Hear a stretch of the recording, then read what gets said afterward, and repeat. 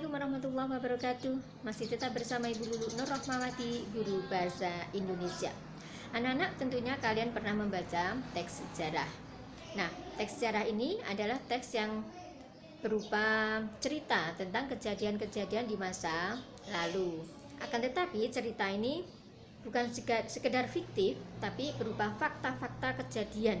Jadi fakta-fakta kejadian di masa lalu, terutama yang mempunyai nilai, ya, yang mempunyai makna. Nah, nilai-nilai di dalamnya ada nilai moral, ada nilai agama, nilai sosial, nilai perekonomian dan sebagainya. Jadi ada nilai-nilai tertentu yang penuh makna di dalamnya. Nah, dari teks cerita sejarah inilah yang menjadi dasar pembuatan sebuah novel sejarah. Novel sejarah dibagi menjadi dua, yaitu novel sejarah yang menghadirkan latar belakang dan tokoh-tokoh sesuai zamannya itu. Tapi ada juga yang kedua, yaitu novel sejarah yang latar belakang dan tokoh-tokohnya sudah disesuaikan dengan zamannya.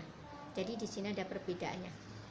Nah, contoh-contoh novel sejarah itu ada di antaranya, misalnya ada Bumi Manusia karangan Pramudia Anantatur, kemudian juga ada Jejak Langkah dan Anak Semua Bangsa. Ini tetap karangan Pramudia Anantatur.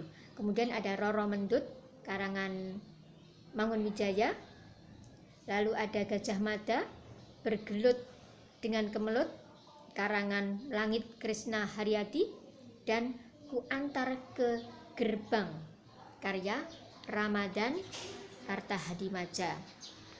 Nah, anak-anak, seperti teks-teks yang lain, teks cerita sejarah itu juga ada strukturnya. Yang pertama ada orientasi, yaitu berupa pengantar cerita, yaitu di mana kejadiannya, kapan kejadiannya. Kemudian dilanjutkan penimbul konflik, ya. Jadi ada penimbul konflik, maksudnya ada di situ mulai ada pengungkapan peristiwa-peristiwa. Kemudian dilanjutkan dengan konfliknya. Sebelumnya ada menuju ke konflik, kemudian ada konflik, kemudian puncak-puncak konfliknya.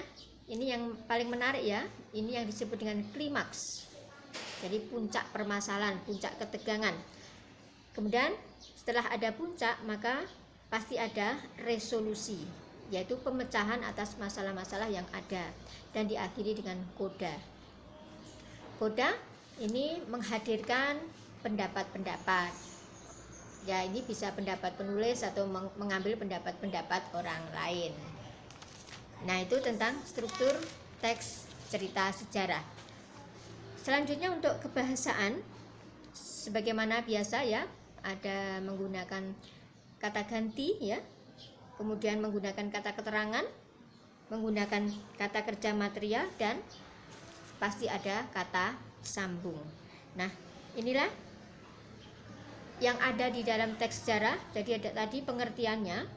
Teks sejarah yaitu teks yang isinya berupa cerita-cerita kejadian masa lalu yang mempunyai makna.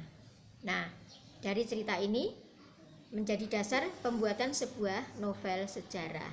Nah, pembuatan novel sejarah ada strukturnya, yaitu yang pertama tadi ada orientasi, kemudian ada pengungkap peristiwa, kemudian ada konflik, kemudian ada klimaks, ada